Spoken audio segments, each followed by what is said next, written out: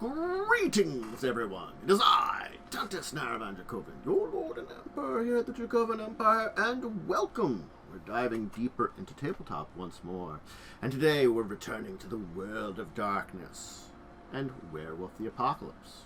But we're not talking werewolves. We're talking another changing breed today. We're talking Bastet. Yes, we are diving deep into the werecats today, the second of our changing breed roulette of learning of everything else you can play other than a werewolf. I've talked plenty about the different werewolves and their abilities and things and such, so it's good to kind of dive into that. Let's start by talking about what we're going to be using and looking at. There are two main books. I am going to be using a combination of these two books plus the White Wolf Wikipedia site, which is a pretty good site here. Why did I disappear? Is it, I disappeared. That's weird. Oh, I know why. I didn't put myself in. It's a day. I forgot I didn't do that. Don't mind me. Don't mind me at all.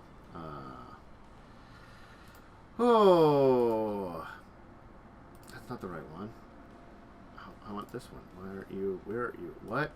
Okay, I think I fixed everything. Don't mind me. A little bit of weird bugs there. Anyway, the Werewolf Player's Guide is a very good place to get the basic information, and if you want a real deep dive, the Player's Guide to the Werecats, the Bastet Tribe book, Changing Breed book, is a very important book. So these are the two books I'd recommend you checking out. They're ones that I did some looking over here, and then I'm pretty much just using the Wikipedia page as a place to kind of hit into things. But here is the Bastet symbol. So let's basically go over our basics on the Bastet. Yes, they have a number of different tribes, very similar to Garu. But the difference between them and the Garu are still all wolves. Yes, technically speaking, they are different species of wolves, and the thing about that is they do still have similar appearances, though. Most wolves look like wolf. They're much closer related than in with the wildcats, the Bastet. The Bastet take the form of a lot of different big cats they tend to be. And big cats tend to have a lot more appearance differences. So there is a big difference in the way that you see the different cats for Bastet. It's something that stands out a little bit more. So, move on here. Boop, boop. Bastet. They are obsessed with secrets, knowledge, pursuing and hoarding it. It's all about learning these different things. There are those that could be considered great magicians, warriors, but one of the things about Bastet that's very important about them is they are very singular. They're not really a pack animal. They did suffer during the War of Rage, and another important part about them is, very much so, like Kitsune, they were created by Luna. They called Luna Selene, though. Luna being one of the Celestines, also known as Lambent Lady, kind of the embodiment of the moon, and the female alpha. So, a major spiritual being, so to say the least. The thing is, each tribe of Bastet tries to kind of fill in gaps where others didn't really catch on. They don't really have specific purposes. Garu specifically refers to them the Eyes of Gaia when they kind of define different things. And most of the contact they now have with Bastet comes into areas like Egypt, where there's battles against the vampire Set and his forces, or Northern America with the Wendigo and Uktena, the Silent Striders, for the Egypt one. When dealing with the Qualmy, these are kind of times where intersections with the Bastet kind of come in.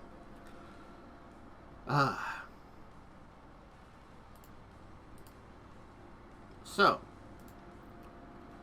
They have a wide geographical range of animal kins and divisions within the tribes. They do still have a very consolidated system with renown and a lot of spiritual aspects which are really the same. So it's sort of like you have all these tribes that are, because their kin are very different, spread throughout the world, but they do have this commonality at very least. They do have a common language of chirps, meows, howls, cries, snarls, and rumbles, and an elaborate system of sniffs, licks, stares, whisker twitches, and postures. So they have a cat language. It is a ancestral tongue, and it does cross all cultures, breeds, and forms, meaning that while a Simba from Nigeria and a Khan from Britain could honestly speak to each other. And they could do it in different forms. One could be in Krynos and there could be in Hamid, and they could communicate with each other. The language is called Kyphur. It is a very abstract, complicated language. Simple warnings or messages aren't difficult, but more complex conversation usually require Hamid or feline forms for clarity.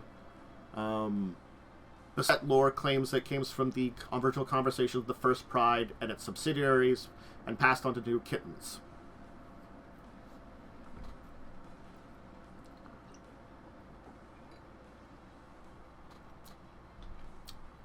Bastet, who haven't been taught the ways of the folk, basically those that don't know what it means to be Bastet, won't be aware of basically a lot of the subtleties of the language. But they will almost instinctually know the basic communication, so they can say things like, "Get out of my way," very clearly. So that language has that advantage. So, unlike Garu, who get most of their gifts from spirits, most Bastet learn them from other werecats or by stealing them from other shapeshifters, Kili, as they're referred to by Bastet. Basically, they have a much easier time instructing another in their gift youth than Garu do. It only takes about a single night of instruction for a werecat to impart a gift to another. And in addition to the heightened senses that they possess, similar to many changing breeds, Bastet possess Pada. It's kind of like a sense that's both smell and taste, kind of to do it at a distance. They can open their mouth, flare their nostril, and inhale, and air passing across the tongue in that area. Kind of, it's like a multi-sensory detailed around you. It's a very feline thing.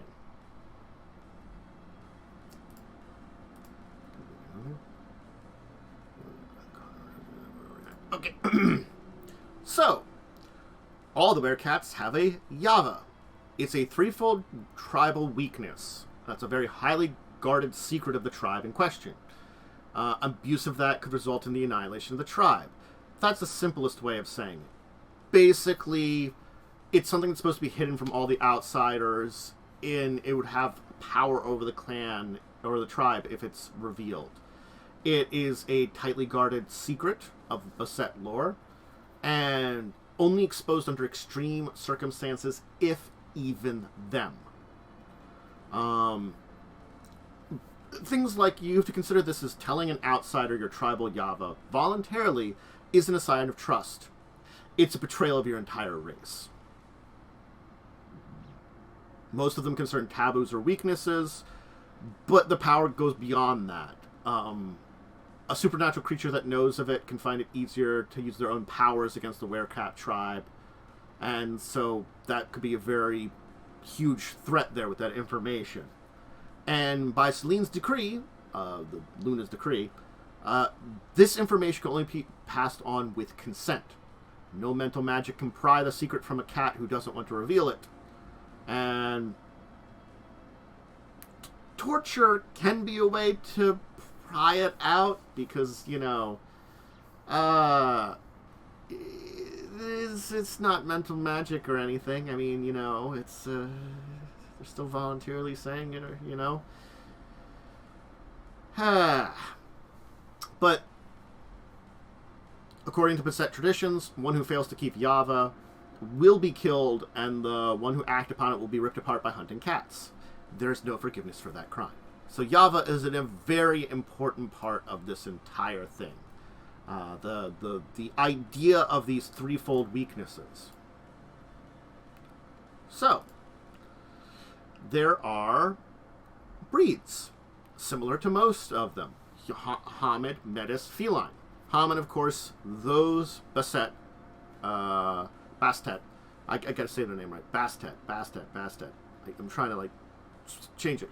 Born to humans are Homids. Those born to great wild cats are feline, and are becoming rare, unfortunately. And there are also Metises, those born to union of two Bastet. They do suffer from deformities and defects, but unlike many changing breeds, Metises are treated as equal in werecat society.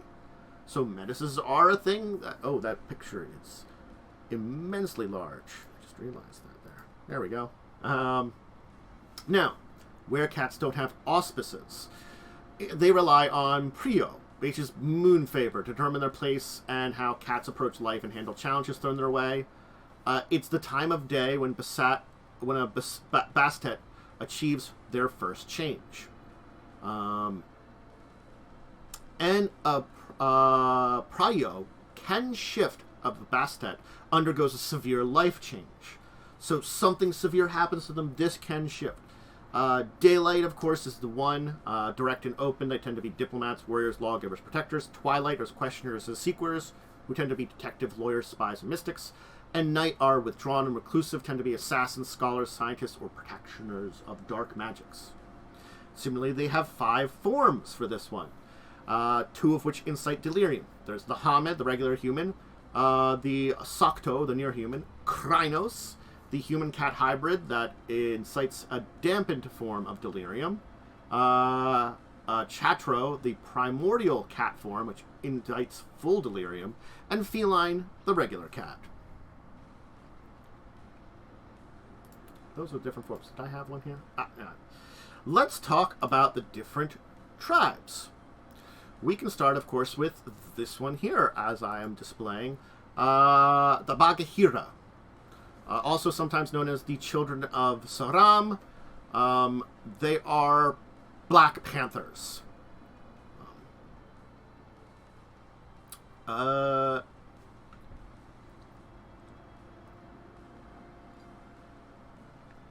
Their history focuses on 2 parts of the world, India and Africa.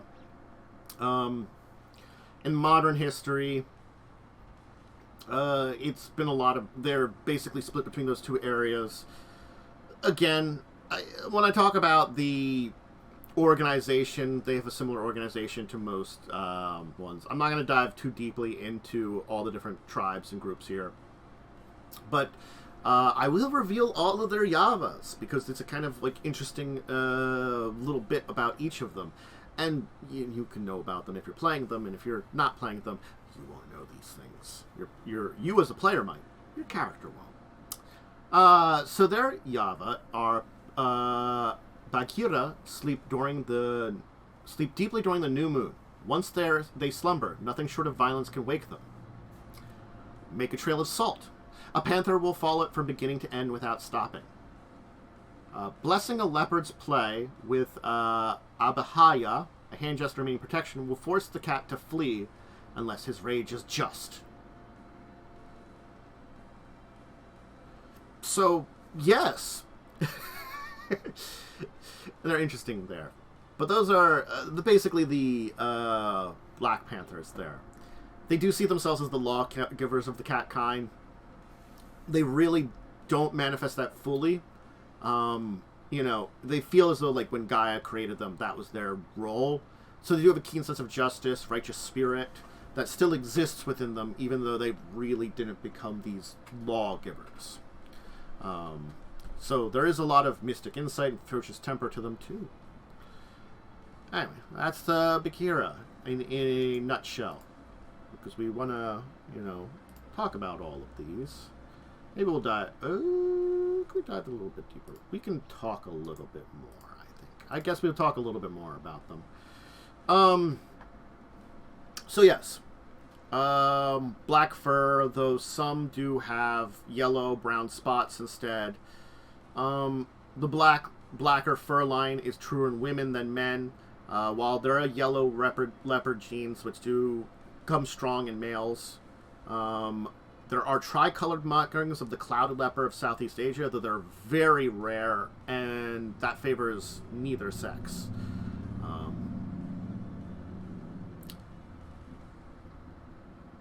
Bagheera are also very picky when choosing mates. They want good genes on both sides. That's another thing. So they favor arts and sciences and enjoy high-tech toys and performing arts. Yeah.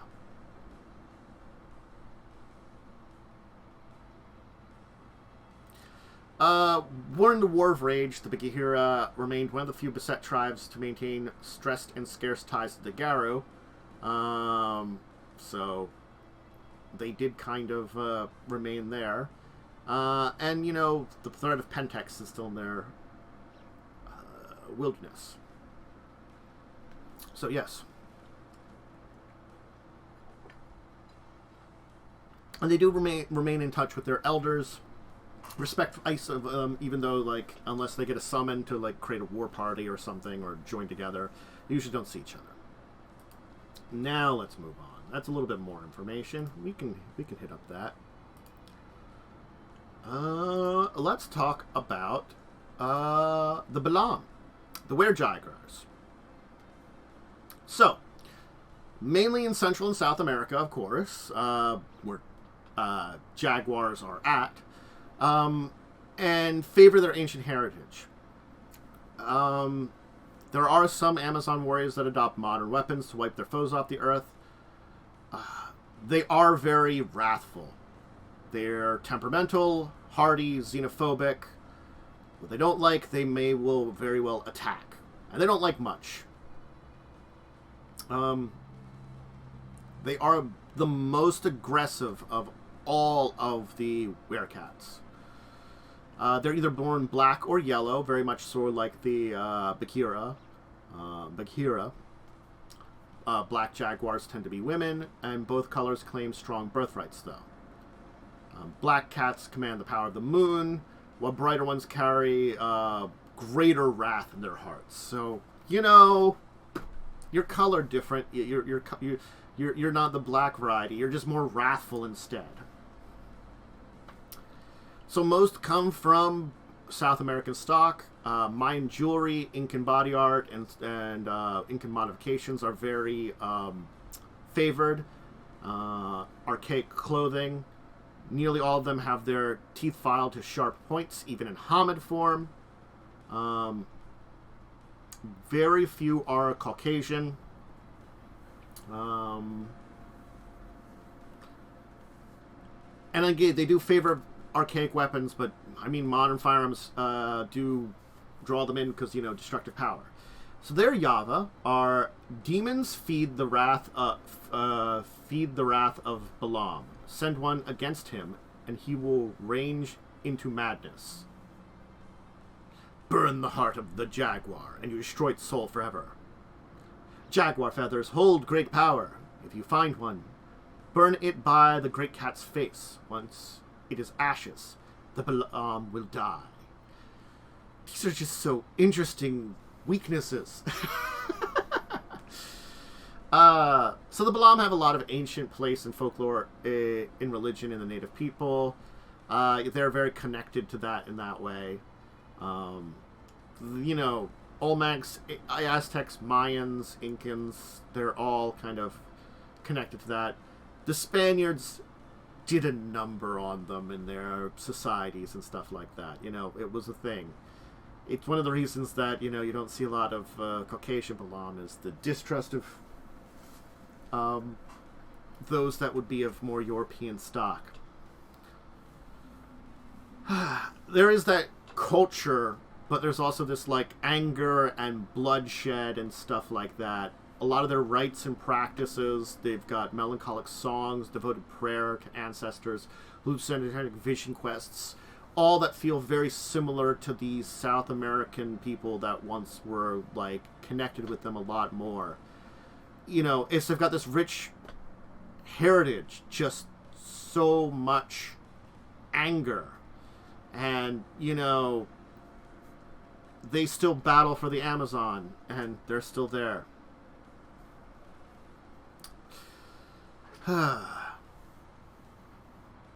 They still do have some human roots, though, with like those that would be descended from the Aztecs, Mayans, Olmecs, Toltec, Incans, and stuff like that. And so spiritual connections to those lores. Many have communed with animal spirits, but, you know, and ignore their human ties completely, but, yeah. So, they really don't have an organization, but, again, similar to many, they can plead to other Balam for help, and the name of, in the name of Fior Ki Wenka. It might not be answered, but depending on the situation and who the caller is, what their rank is, this can happen, and war parties can come together. They're not going to last very long, even as a lot of Bastet go, they are fractious more than any. And even good-tempered Jaguars will get into a fight very easily. So,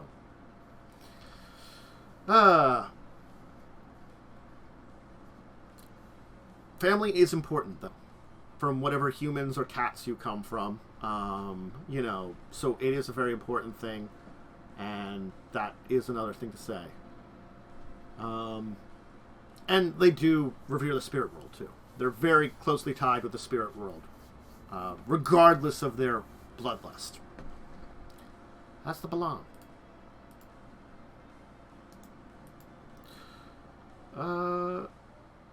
Let us move on to, here we go.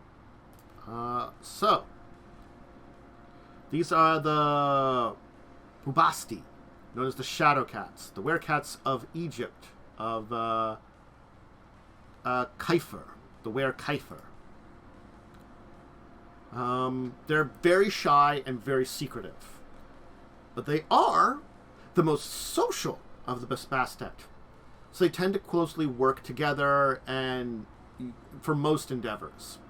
They were cursed long ago by the ancient vampire deity Set, so their lives are ever tied to the soils of Kem, their ancestral home.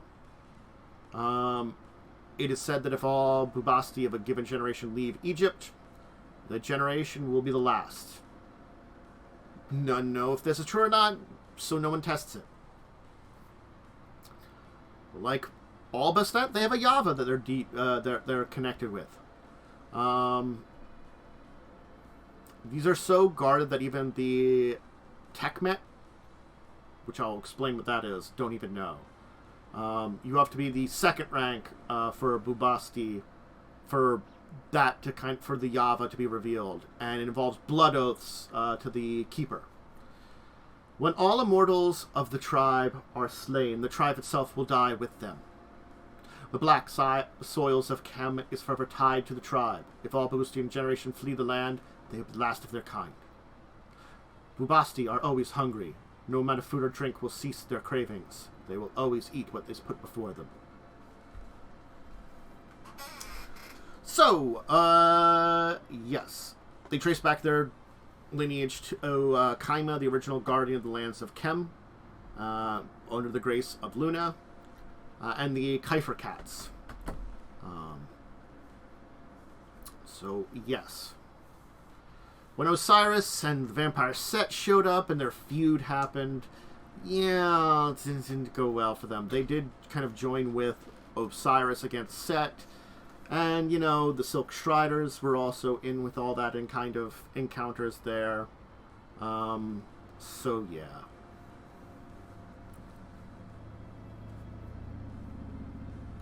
So, it was when the followers of Set turned their kin to ghouls that their curse unfolded. The eternal hunger for both secrets and food.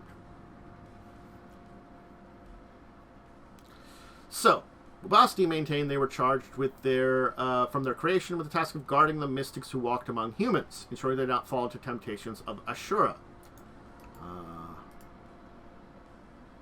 Ashura being the Bastet name for the worm. I haven't mentioned up till now, but that's what they call the worm. With humanity's growth and plagues and Set's curse upon them. They had to kind of change their focus in order to survive. So now they're scholars and researchers devoting time to arcane, all things arcane, constantly working in behind the scenes to sabotage darker forces throughout the world by indirect means. So many denizens of the world of darkness would count them as potential contacts or allies, even though they rarely take direct actions against anybody. And they still have a feud with the followers of Set. And it's still one-sided, though, as the vampires are still possession of Gould ancestors of the tribe. The Bastet are determined to free them, and occasionally partake in deals with the Clan of the Snake to see their ancestors and even mate with them. So, yeah, their culture is kind of centered around this hunger. They eat several tables worth of food without gaining weight, and their minds yearn for secrets of knowledge, both mystical and mundane. Yeah. After their original kinfolk were captured, their tribe was forced to breed with lesser cats, such as servals and carcals. But with weird magical rites and experimentation with vampire blood and enhancing human hosts, they've bred feline offspring from human mothers. There are tales of women giving birth to cats in Cairo that are such experiments. So, yeah. Yeah. Books and questions are their passion, eat like no tomorrow. Most of them are born to rich, scholarly families, but there's a number of them that grow from the gutters recently. So until recently, they were a sickly tribe, mentally impressive, but physically fail from their basically 2,000 years of inbreeding. But the millennia of Egyptian blood was given a shot in the arm in the 1800s when Napoleon's troops came through. English and German occupations added to ethnic mixings and basically helped some of the tribe's stagnant genes. So, their tribe is fairly unified. They have 6 elders called Kemper that maintain sanctums deep in the bowels of Egyptian cities, meet once a year, and basically combine the wisdom of the tribes and discuss things. That they have 52 Bastet that exist across the world. The Kemper try to keep close ties with them, how much they know, such as number, and every cousin is important. And younger cousins know better than to resist the request of a powerful Bastet if they request something from them. At the height of their influence, they would work as a unified group, meeting every full moon in the necropolis, celebrating the terrible rites of the Beast Temple of Bast. Each year, human celebrants joined the cats for a wild festival lasted from late April to early May. Both normal cats and larger Kyphurs were revered as sacred beasts, with devotees flung themselves at the vampire as an agents. And allied spirits are there. Those days don't really exist anymore, though. Those are the Bubasti. Let's talk. Come on. Yes, let's talk about the Were-Tigers, also known as the Bright Kings.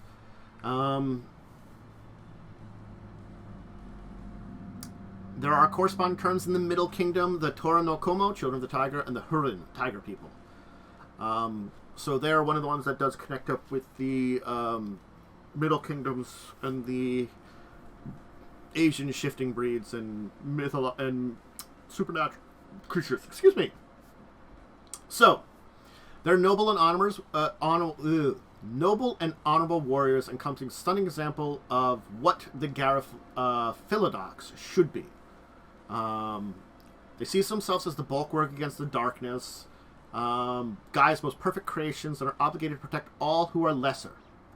They're usually independent, unsocial, like any werecat, but many of them are allied with the Beast Courts, the group of changing breeds in the Asian region.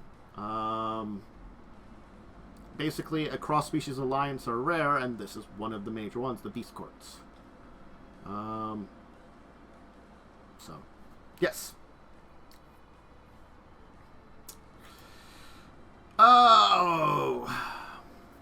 if they see this Panthers as sign of their dying race. They're large, broad-shouldered, brawny individuals in all forms. Males of all breeds are noticeably larger than their female counterparts. Both genders are still fairly impressive. Many tend to be bad-tempered and aggressive. Others do love company of all kinds, and are powerful and expect to demand respect. They did breed with English men and women during the 1800s, out of respect for the ferocity. So modern Khan can be white, Chinese, Indian, and there are a few exceptions after that. They prefer gathering lore of forgotten cities, remote enclaves, bustling metropolis cities, and the day-to-day life places that they live in.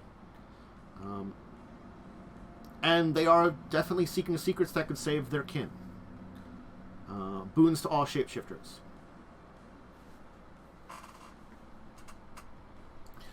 So, they are very regal warriors and hunters, and, you know, they respect the Simba, the lions, which I'll talk about, but they evoke the respect that the Simba demand.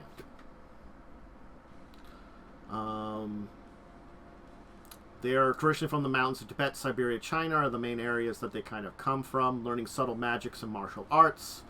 Taoist philosophy is very important to them. They do have a passion for the ideas of harmony through non-action, and it's a very appealing one to them. They do strive to understand technology, so some are good with computers, programming, heavy equipment operations. The majority of them still prefer archaic existences, favoring a lot of stuff from the ages past.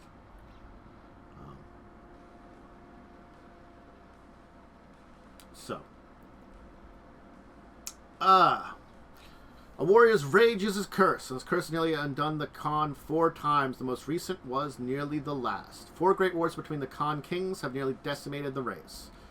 I'm going to butcher this one. I should have told this earlier. I'm going to butcher a lot of these things. Muru Dikel War of Prehistory, the Tog War between Mongols and Hindu Tigers, the bloody Clouster's Purge of the 1800s, near fatal Naga Rakbar feud of 1950s that dissolved the Tigers Sultanate. And the slaughter of tigers hasn't helped it. You know, loss of kinfolk, war with the vampires, Ashura and their own kind. They're an endangered breed. And they've also scattered themselves around the world to avoid risk. Moving targets are harder to get, you know. And the ancient sultanate's fallen, so they don't really have a full, true leader. Now for their Yava, the Khan belonged to a tribe of the sun. When he sleeps, they sleep. During an eclipse, all Khans slumber for 1 day, then awaken hungry. Khan cannot resist the meat of an innocent child, though it violates their laws to eat it. The tiger cannot resist a direct challenge. To turn one away costs their rage for a fortnight. So they've always enjoyed the best, bravest, and most beautiful kinfolk from all regions. So noble lines throughout Asia, sired kittens from the healthiest tiger bloodlines. Many of these have fallen to poachers, vampires, enemies over the last 100 years, and so Khan's fortunes just aren't that great. Their traditions stress honor and obedience, and the Nagda's treachery was the worst strain on the tiger's pride. They are solitary in nature, but most establish protectorates where they can defend a given family or land against corruption. Defense does include killing certain people that doesn't detract from tribal purpose. They were created to war against demons. Those who cart darkness must die. That is the Khan. Let's keep going. There's still more to chat with. We're going to talk about the Pamonka, the Were-Cougars of North America. Also called Stormwalkers. They are the restless wanderers and guardians of Bastet, and move to protect their sacred home.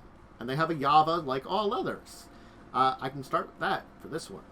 A Pamonka is one with her land. If she leaves it for more than a full moon cycle, she will die.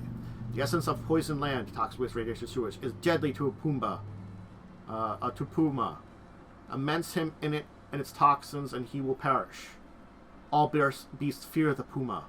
No horse will bear her, no dog will follow her. The great cats are her kin, and they befriend her, but no other animal can approach without terror.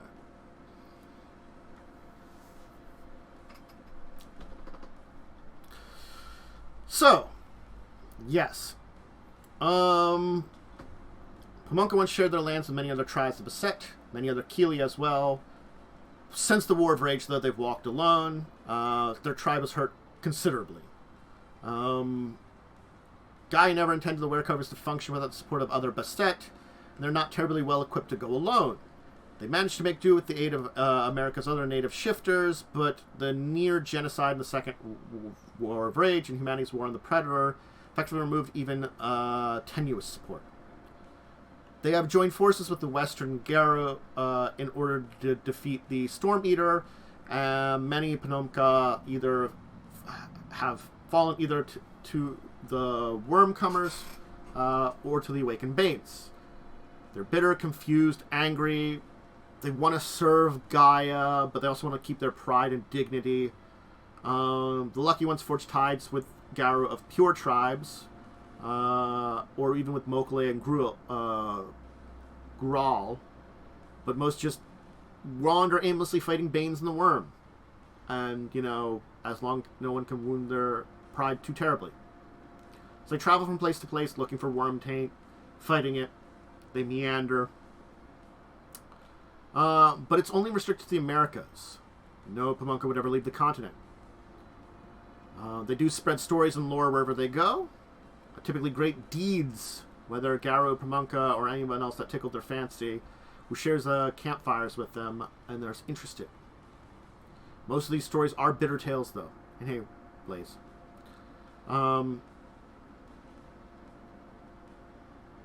So the Second War of Rage cut them off from the rest of the Kili, the other changing breeds, and they lost their focus. They tend to be filled with bitterness and regret.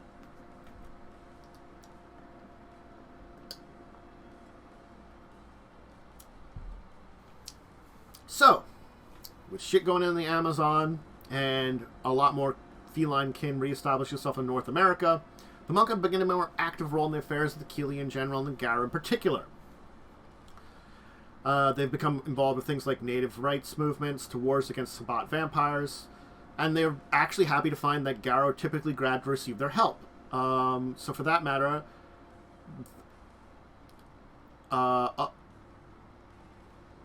and also the other Bastet tribes in the Americas are also there too.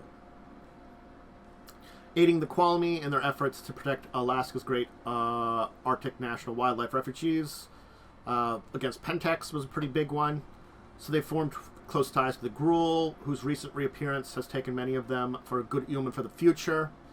Southern Pamunka become involved in the Great War in the Amazon, helping to fight the rights of Brazil's native people. So, yeah. Their range is pretty extraordinary, and the thing is, as Gaia's wanderers, the new way the world has helped them out a lot. So they're triply most populous in North America, though, again, their feline kin do extend down to South America. They prefer wooded mountainous areas, particularly Rocky Mountains of the United States and Canada. They also found the Andes to be much their liking.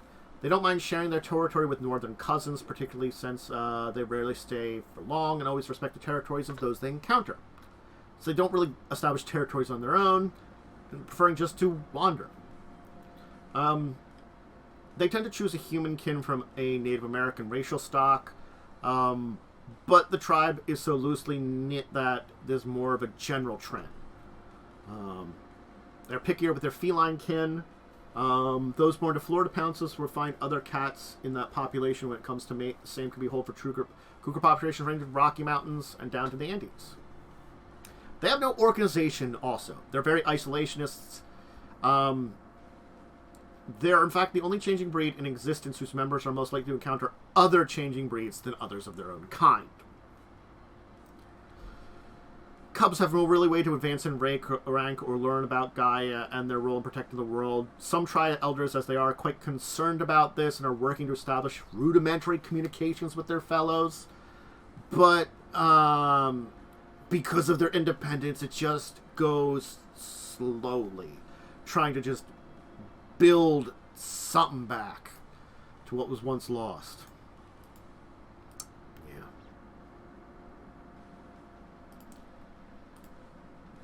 So, let's talk about the Qualmy, also known as the Riddle Dancers. These are the Lynxes of North America. They are enigmatic masters of animals in disguise, cloaking their secrets in misdirection. Riddles fascinate them, and a few of their kind offer straight answers to any questions. So you're probably going to get a side answer anyway.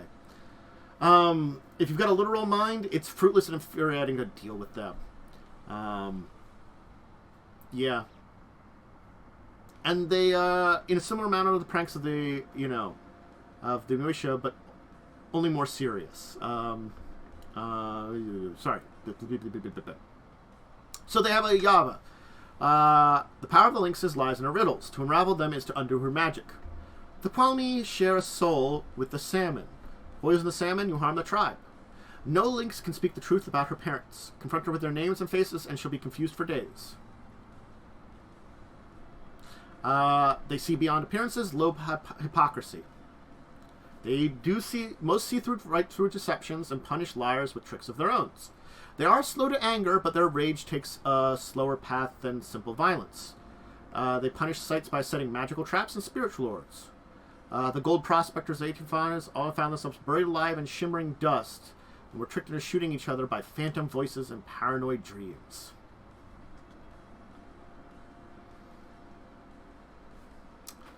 So it is a sad fact that the only remaining Qualmy are those in North America, as their European kin were exterminated during the War of the Rage. So there was more of them in the world, but they were killed off. They are still concerned about protecting the northern wilderness from industrial exploit. They do often try to bring a local pack of Garu into the fold, using their informants in order to leak information to the Sept to force them into action. But they don't really have understanding of the politics of the Garu nation and bitter hatred the Wendigo have against Wormcomers. And some of them have actually started to awaken the local Gruhal to protect their homeland and start making alliance with the Ice Stalkers tribe. So, they don't get along with each other either, and prefer to maintain loose contact, and usually only include the going-ons of their claimed territory. Some have maintained communication through proxies, like an allied Gruul. The only network exception is the rule of fostering a young Qualmy. So, as you foster a young, great, but after that, just go on your goddamn way, we're done with you. That's the Qualmy. As mentioned earlier, we could talk the Simba. Yes, the Simba, the Werelions, also known as the Lords of Sunlight, or the Dark Kings. They are said to represent the best Gaia has to offer. Regal, proud, powerful beyond compare. But they are also arrogant, domineering, and malicious under the best of circumstances. They aren't villains. They're magnificent lords, slayers of demons. They believe things simply out of order. And when balance is restored, the humans will know their place. Cities will become graveyards. Lines will be proven right. In their minds, the demons of the modern age could be tracked to the end of the Empergium, which is the calling of the human population practiced by Gaia in prehistoric times. Yep, and the Red Towns still call for that today, and the lacks of the Changing Breeds. Warfare is the sport of kings, and they intend to put it right. They have a Yava. A rope made of lion's mane will bind a Simba fast. To defeat a lion, steal his roar. In it you may find a bit of his soul. He will not harm one who holds that soul until he finds his roar again. No male Simba will kill his wife or allow another to do the same.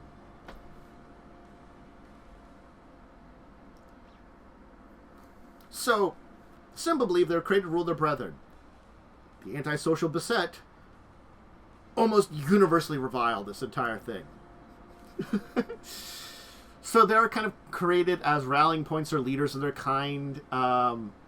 Insurrections and challenges to dominion are taken poorly. When the Bastet split, the three princes of the Simba guided members of their breed to a new destiny. Fierce followed Amandu to the desert to wage imperium against humanity. Smartest followed Meyi to the steppes and attuned themselves to nature. And the remaining followed Abjuda and ventured north in regard to some of his ancestors Sicilian. Simba ruled the nearly undisputed over Africa, only when the Ajaba began to neglect their duties that they fell. Blacktooth remains one of the most reviled changes in history, being the a black Simba nearly exterminated Ajaba and ruled Africa with cruelty and efficiency. The Endless Storm was his pride. So yes. Blacktooth has fallen, though, and the Simba are now ruled by his descendants ruled by descendant of Mei, King Haikumu, who's allied previously with the Ahadi,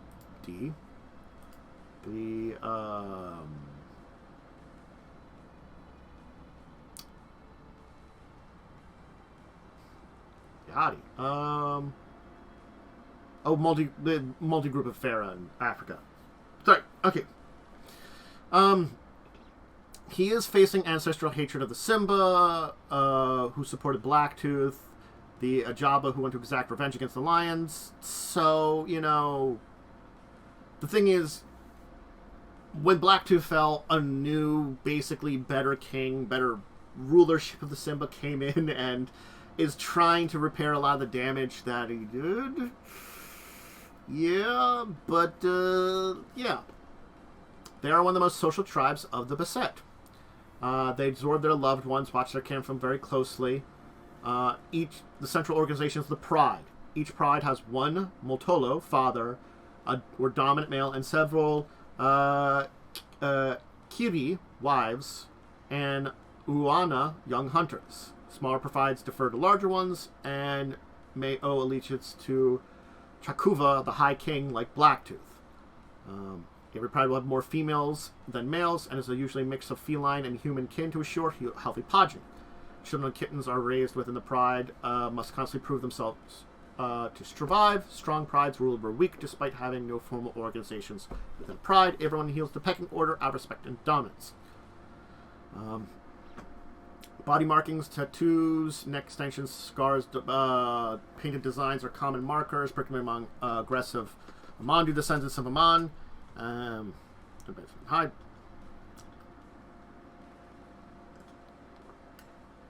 Most Simba are muscular, charismatic, and attractive. Hair flows thick and rich, while Simba have cascading hair which blossoms to the mane during transformations. While African ones have thick afros and dreadlocks. Many female Simba have no manes. Their hair goes thick and wild. This tends to make them stand out, and many African tribes believe the absence of hair marks the line between man and beast. Thus, Simba are not quite human, which is, after all, entirely accurate. Most Simba descend from Zulus, British, Germans, Batus, Bushmen. They're not fond of magic. Tangible aura of command surrounds even the youngest lions. So... Oh, white Simbas have cascading hair which blossoms the main during traits. African ones have thick afros that goes to dreadlocks. So, I'm sorry, I misread that. So that's the Simba. I gotta say it that way. Sorry. Then we have, of course... Is that the correct one?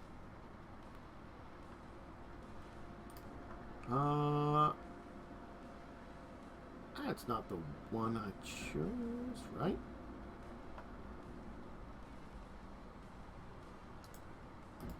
That's a different image than I should have had. Sorry, give me a second here to get this one here. We want that one. There we go. Or I just missed it earlier. I might have missed it earlier when assembling these. You know, these things. So, the Sawara. So, who are the Sawara? Well, they are the were-cheetahs of Africa.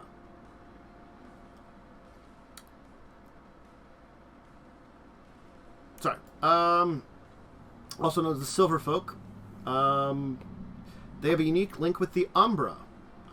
They are extremely fast and travel much. They're slender, wiry, lean. They dress for speed and comfort, not style. And tend to take daredevil chances for kicks. They receive a tribal tattoo from their mentor just before they graduate into the Loner's world.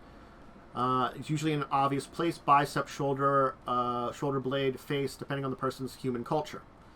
African or feline Sawara often decorate the faces of their kits, while human European Sawara prefer marks on youngsters on their arms or backs rather than across their faces.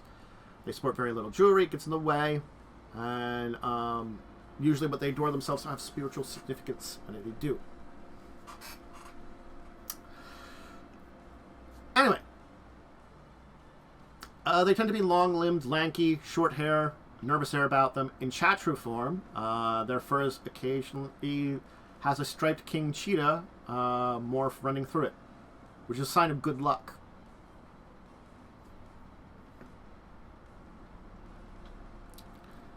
They are the least understood of all Bastet tribes. That results from a very isolated culture.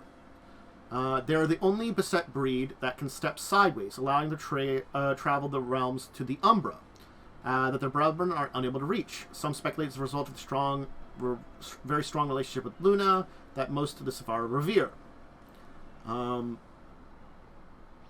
So, when the War of Rage came, they were hit hard. Few members of the tribe survived, leading to severe inbreeding. All members of the tribe now possess disfigurements regardless of breed. More than 50% disfigurement among Sawara are related to the claws.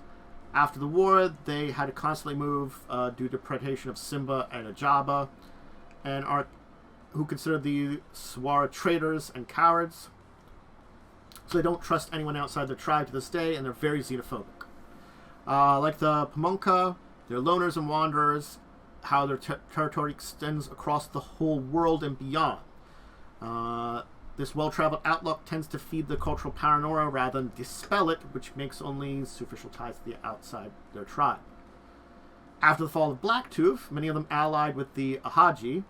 Under the leadership of Tinus Grellman, they tried to overcome their xenophobic tendencies in order to aid their brethren. Some Sawara have even re-established a cheetah colony in India to aid their fellows in the overcoming the terrible aftermath of the Week of Nightmares. So, they value ferocity above glory and cunning, and over glory, cunning over wisdom. They have rights of recognition to gain renown, typically in presence of a mentor or another representative of their tribe. Their human-sized hunter finds Bushmen and herders of Central South Africa. Early on, the cheetah children were set apart from more outgoing peers that are timid, nervous ways, and often end up being ostracized before the first change ever happened. So, out of a void community, they're constantly at odds with their own childhood, whether their form or breed. Sawara's lean, slender, wily. Though the majority of Sawara are from black Africans, of course, there are a few odd European Sawara that exist. They usually have lighter coats than their relatives. Each Sawara receive a tribal tattoo from their mentor just before graduation into the Loner's world. Tattoos often appear at fairly obvious places: shoulder blade, bicep, face, depending on the culture. I said that. After the fostering, they tend to keep to themselves until they find a mate. To bond cautiously, then separate as soon as possible. The mother waits the children just long enough to assure their survival, then leaves them at home of a trusted kinfolk. For years or so, she watches the family until she's convinced it won't harm her child, then she fades in the woods or grassland. Fathers prefer to do the same, but do not have the same obligations. They do prefer the company of their own kind to other Fera, though they wander the world. Groups of 3 or 4 younger Sawara are not uncommon, and they use their numbers to strike quickly in military tactics to take down their foes. Their hatred for Garu runs deep, as many Sawara avoid them. They love fixing things regardless of their nature, spiritual, mechanical, physical, or emotional, seeing it the best way serve. Their Yava are... Sawara are very protective to their mother's good names. By telling tales of Dama's cowardice, you can reduce a cheetah to madness. The soils of the moon intoxicates the Sawara. Mix it into his drink and he will dance and laugh for days. The Unmaker has his hands deep in Bastet's souls. A frenzy will herald his approach. Sawara fears such frenzy and must avoid the danger at all costs. I just had a thought pattern of something that I mentioned in here that is factually true, and, also for a second there I was like, yeah, that makes sense. It's just what's sick. Well, God, so that went dark. Great. Why? Why did you go dark? What is going on with you? There we go. Those were the other ones, right? I was going to do those separately. Let me see this. I might have missed one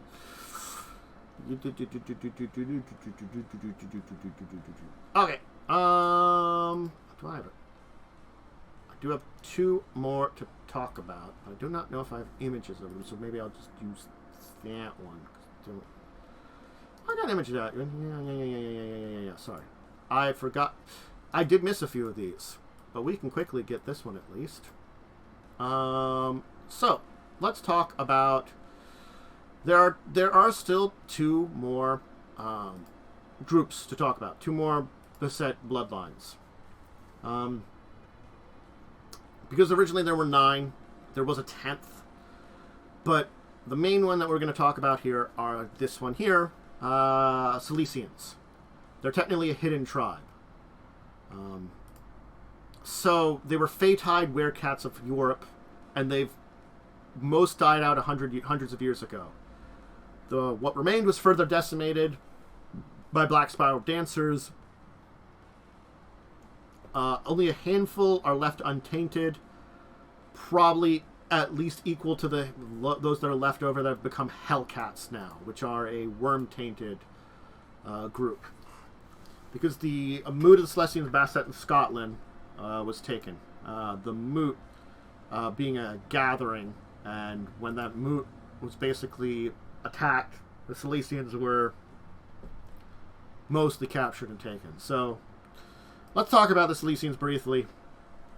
They are tied to Fey, but not Fey themselves. And when feline form, they resemble oversized domestic house cats. Sometimes they're also called ring dancers.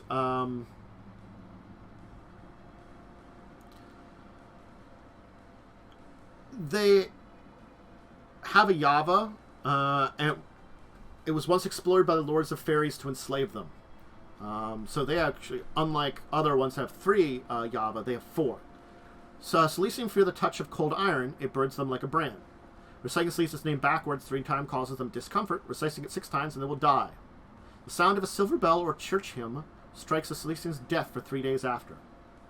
The race's passion undoes them. Each year they must forget who they are and become someone else. Some cats must do this often, and by their landless ways you shall know them.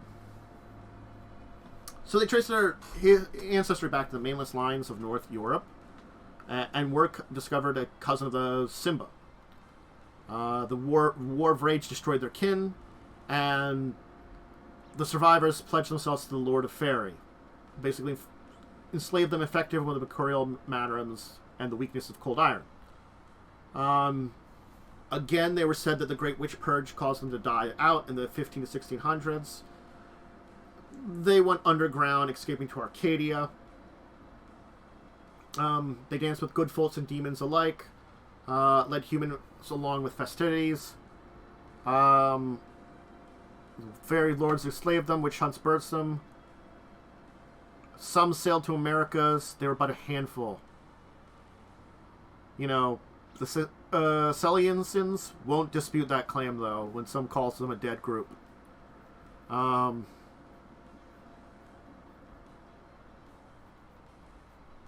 thing is that moot in Scotland, attacked by black spirals, so many died, and the survivors dragged down to Malfesta, transformed into Hellcats. So they are very much so nearly dead. It's very rare for any of them to exist. It's not that they're completely non-existent. They favored blades over guns. They dabble in magic. There's definite cunning to the tribe, a mischievous dark, playful games and villainy. Their curse is a divided nature.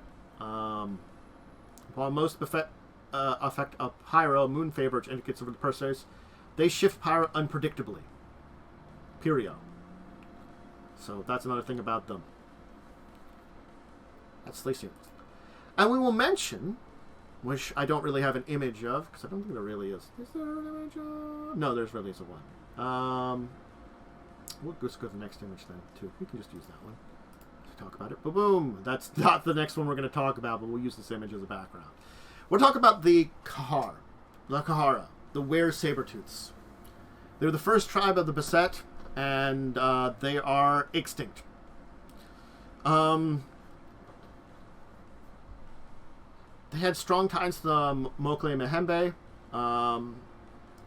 They were some of the first cats, eldest of the cat children. And they had a certain gravity about their forms, weren't clunky or bulbsy, but powerful, thick, muscular, durable frames, distinctive saber teeth in their jaws, and crinos, cat trunk, feline forms. So there's like legends to them, but honestly, they've got a legacy that remains. They have died out, unfortunately. It's thought that like their bloodline diluted further and further until the 9 tribes of modern Bastet was born. So basically, they were the original tribe and broke apart into all the other. So their extinction, when their kin went extinct, the Smilodon, that led to their end. Before the rise of the human cities, before the War of Rage, the Impergium. Human kinfolk traces the Kahar survival and the people that would become the Apache, Comanche, and Hopi tribes of North Africa. But any human Basset kinfolk has some amount of Kahar lineage within them. So, they are an extinct tribe. So, Simba are a big exception. Basset are solitary. They just don't have cohesive. And the main thing that brings them together is, of course, the fostering. It's basically a new young member of one of the supernatural races put under the guidance of an older, more experienced member. That is the rite of fostering.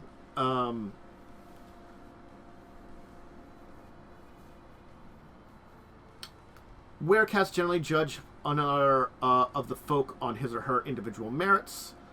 They don't really seek subservience to one another, save for the rightful esteem given to a teacher, mentor, or one who has earned personal respect to an individual. Deference like that's rarely given. Because of that, it means that far more folk than they kind of scramble over a pecking order because of that.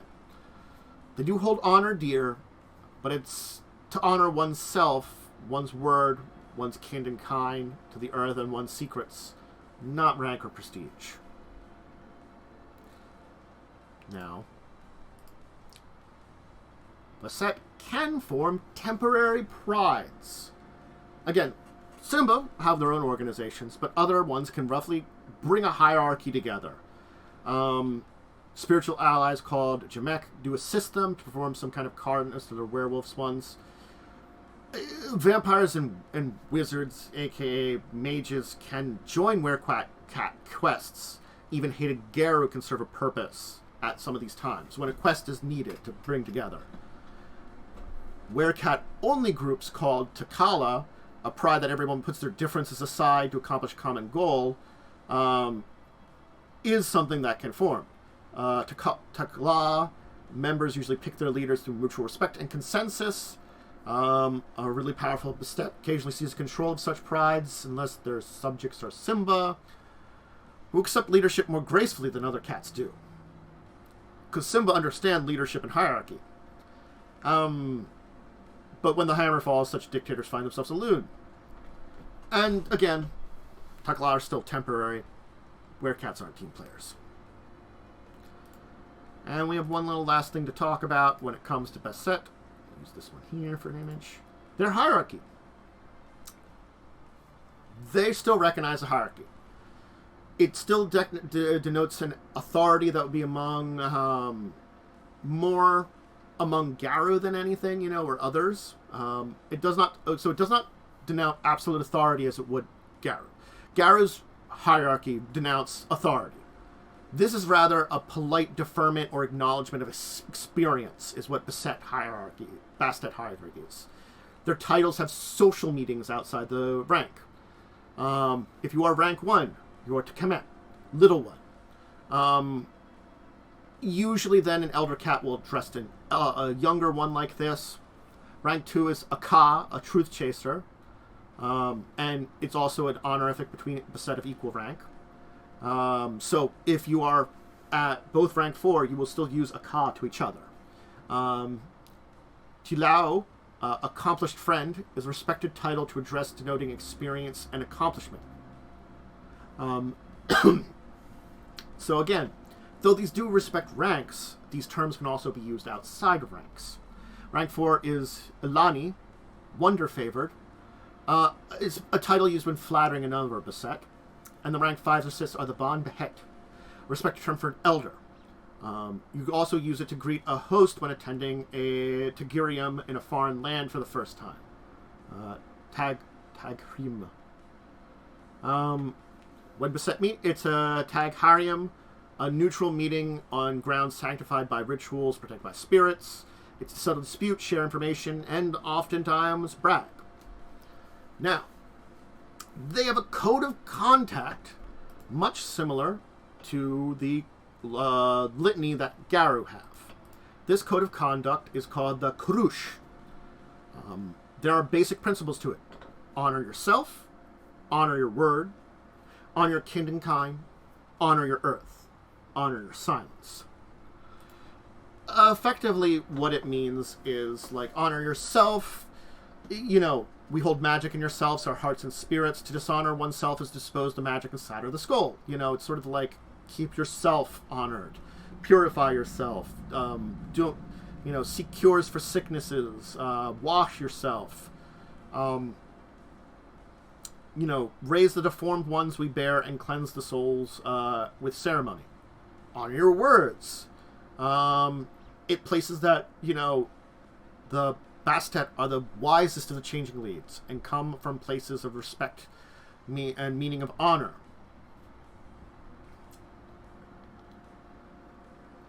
Be honest with folks and be honest, folks, and with each other at least, acceptable alive to other creatures.